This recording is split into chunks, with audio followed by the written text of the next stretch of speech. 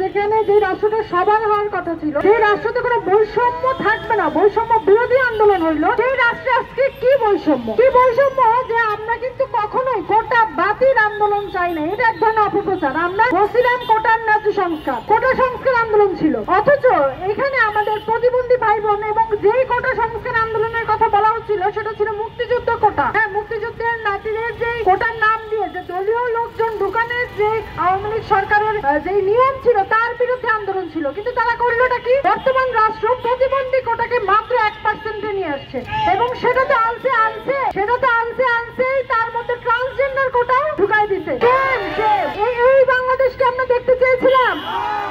আমরা এই বাংলাদেশ দেখতে চাই নাই। আমরা এমন বাংলাদেশ দেখতে চেয়েছিলাম যেখানে মানুষের বৈষম্য দূর করা নিয়ে কাজ হবে। এই নতুন বাংলাদেশে বৈষম্য থাকবে না। যারা অধিকার বঞ্চিত মানুষ, যারা শারীরিক প্রতিবন্ধকতায় নানান রকম জটিলতার মধ্য দিয়ে এত দূর পর্যন্ত এসছেন, তাদেরকে আরো কিভাবে তাদের কাজটা সহায়তা করা দরকার, রাষ্ট্রের উচিত তাদের দিকে সহায়তার হাত বাড়াই দেওয়া। তা না করে আপনারা দেখেন আজকে এতগুলো শারীরিক প্রতিবন্ধী মানুষ যখন নিজেদের অধিকারের দাবিতে বাধ্য হয়েছে রাজপথে আসছে, আমরা দেখি রাষ্ট্র কর্তৃক কি নির্লজ্জ ব্যবহার, আমরা দেখি তাদের মিছিলে পুলিশের বর্বর আক্রমণ। সেম পুলিশ, আমরা সেম ধিক্কার জানাতে চাই, আমরা তীব্র নিন্দা জানাতে চাই এবং সেই সাথে আমাদের ন্যায্য কোটা এবং আমাদের ন্যায্য দাবি, আমরা অধিকার ফেরত পেতে চাই এবং এই চাকরি প্রত্যাশিত প্রতিবন্ধী গ্র্যাজুয়েট পরিষদের সাথে সংহতি জানাচ্ছে রাষ্ট্র সংস্কার আন্দোলন, রাষ্ট্র সংস্কার ছাত্র আন্দোলন।